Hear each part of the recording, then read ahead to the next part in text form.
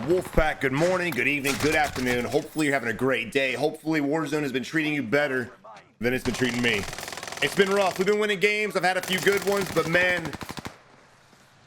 with the player base slowly falling off, dude, it seems like everyone's either a rat or a sweat. There's really no in between. So here we are today, spectating quads. It is 10 o'clock in the morning on a Friday, and the reason why I'm saying that is I want you guys to notice over the next week's worth of videos, I'm going to be doing Rebirth Island at different times to kind of show you guys that daytime lobbies are easier than afternoon lobbies are easier than night lobbies, and then super late night lobbies supposedly are easier as well. So we're going to test that theory in Rebirth. We know it's true in Caldera. Here we have an enemy above us. Easy claps, very ballsy trying to shoot him through the staircase. You're not going to be able to down an enemy through those stairs. Your best bet is to surprise him. And the fact that he didn't hear us in the first place leads me to believe that he probably didn't know we were there at all. So we could have snuck up on him and gotten that easy kill. Your boy is lagging. My God. All right, let's go ahead and move on to somebody else. He doesn't really know what he's doing. Getting a lot of dead slide. Here we have booted Jose. All right, I want you guys to notice we're all doing a little bit of nothing. We have an enemy on mini map just popped up over in this area, and of course we have one over here, and look how slow these guys are playing right now. Notice how Green's going in by himself into the unknown. Again, there's a lot of teams fighting. We could take advantage of this, but instead we're going to hold, play passive. Not ever a fan of this, especially again when they're fighting. We could surprise them and third party these guys. We have 3 guys here right now ready to fight. Let's go out there, take him on, and just push through it. The longer that we sit here, lo and behold, there it is. We're going to get clapped from the side. This right here is a perfect example of why you don't freeze up and why you don't play passive. You've got to gain momentum, man.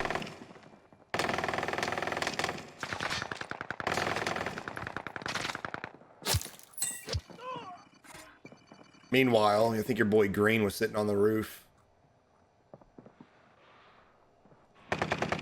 So what really happened right there? Well, again, dude, those teams are fighting each other. We had a chance to really just go in there and third party both those teams and possibly wipe them. Whether they're better than us or not is yet to be determined, and it doesn't really matter. If 2 teams are occupied with each other, you got to shoot one in the back and then start fighting the other. Both teams will need to reload. Both teams will be weakened because of the damage they got from each other. And again, you're the element of surprise, so you have all the advantage right there. The fact that we just kind of stood there, waited, threw some stuns, letting the enemies know we were there, waited. I'm not surprised we ended up getting shot in the back. And again, now we're trying to fight a team that's just holding this area. So as we're fighting this guy, you have another teammate from the enemy side on the left-hand side above, and then of course a guy below. So again, the hesitation just allowed them to regroup, hold their corners, and that is that. One of our teammates backing out. Not really surprised there. I would have too. And he's going to go ahead in. You got to start timing your stems better. I would time my stems right before you're about to get into combat. I mean moments before. You need to bail out of this fight, brother. He almost got it off, but I would have bailed out. Got that knock, hopped out the window, reloaded, and tried to go again. He just committed to, and again, we're not surprised. There's actually 4 enemies there, man. This team is just surviving.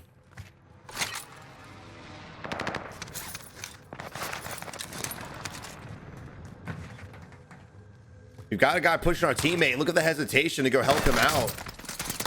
Thankfully, that dude, I don't know what game he was playing, but he was not playing the same one as us. But again, if that would have been a decent player, the amount of time it took us to notice well, hear the enemy cut his parachute, see the enemy land, see him push our teammate. There was a lot of hesitation right there. He should have instantly just dove in and tried to help his squad mate out. And that might not seem like it was a lot of wasted time, but again, if he was a good player, our teammate would have been dead.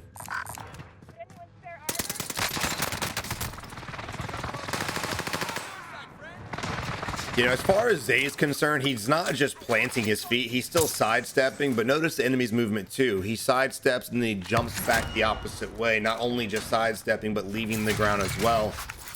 Try to change your direction and misdirect the enemy's tracking as much as possible. It's just very easy to shoot in this game. The best thing you guys can do, instead of relying on their accuracy or lack thereof and then relying on your accuracy, the best thing you guys can do is try to throw off their tracking. Which is why drop shotting, snaking, all that shit is so crucial in a fight.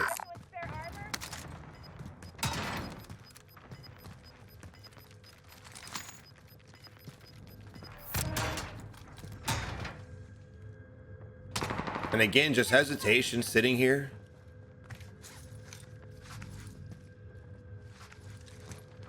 Just plain scared, man. I don't get it. I don't get it, bro. You literally respawned, my guy. Y'all have respawned 300 times already. What makes you think it's gonna change? Come on, man. I mean, we've got meta. Well, I wouldn't say this is a meta build. That's a big ass fucking scope, bro. But we've got some really good weapons. And this is what we do, man. This is what we rat it up. Like I said, you're either sweaty or rat. It seems like the in-between players, they exist, but it's very, very few and far between. Two enemies on our level right here. Here we are looting, and we literally have people pushing in right now. We're gonna die. I don't know. Oh, we still died. Please wipe this squad. Oh my god. We've got two more guys that could land on us at any moment in time. They definitely should go ahead and push that. Predict the fact that he's going for the res. I'd push it, man. Ping right now, the enemy over there at our 32. He hesitated and he delayed, and it's going to cost him his life. There it is. This is where communication with your squad comes to play, bro. You've got to tell your squad mates he's going for the res. And if they would have, maybe, just maybe, he would have pushed in there and got us killed before we got the res off.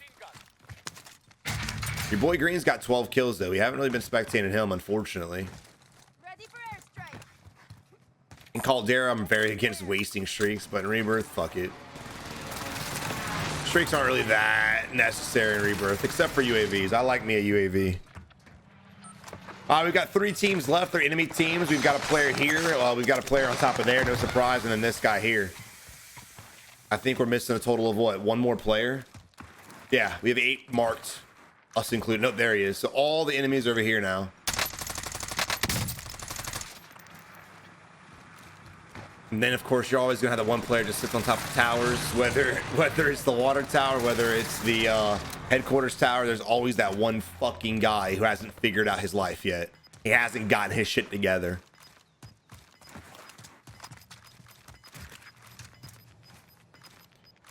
I think it'd be cool if, like, Call of Duty came out with this thing where if you didn't move X amount of meters per game consistently for like 10 games in a row, or 10 games in one day, or whatever the case is, just make it a requirement to move around. But if you don't meet that requirement, your calling card is forced to say camping baby back bitch. That would stop people from sitting still.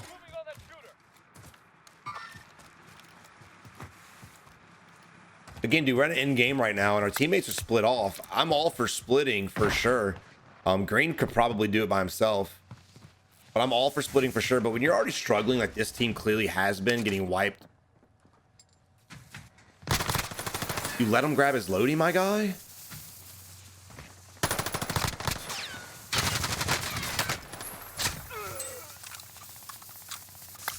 Surprised he let him load you up. I'm actually mind blown right now.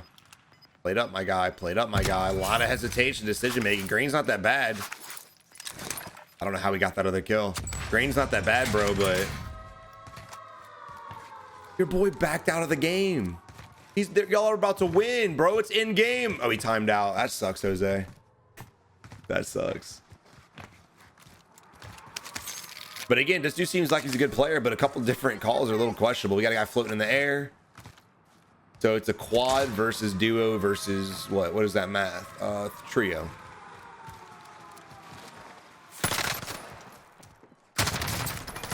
Damn, he almost fucked our face in with that. Oh my god. It barely did damage to us, but it felt like it was a lot more than that.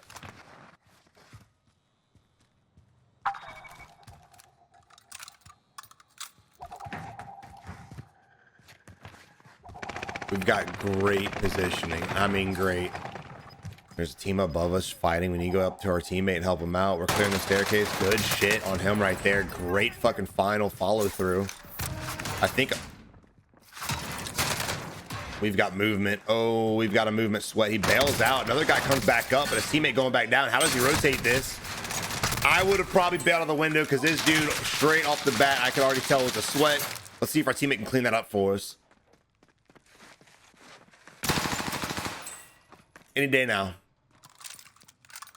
He does clean it up for us. Ladies and gentlemen, a 1v3 situation. This is the moment where you have to start getting picks, bro. 1v4, we are boned. This is the moment where you have to stop looting, grab shit that you need, get to the rooftop, by the way, and start picking these guys off. The last thing you want to do is sit patiently like this and allow the team to find us and push us in a 1v4. Now, they're probably going to go to the buyback. Go to the buy. Go to the roof. Look at the buy. Fucking weird. There it is. And here they come. When you're in a solo situation, bro, you've got to play. What are you still looting for, homie? He's dead, bro. He's clueless. Notice instead of one at a time, they're all pushing us right now. We can hear them all come up the staircase. Again, the rooftop would be a great play right now, but for some reason, here we are.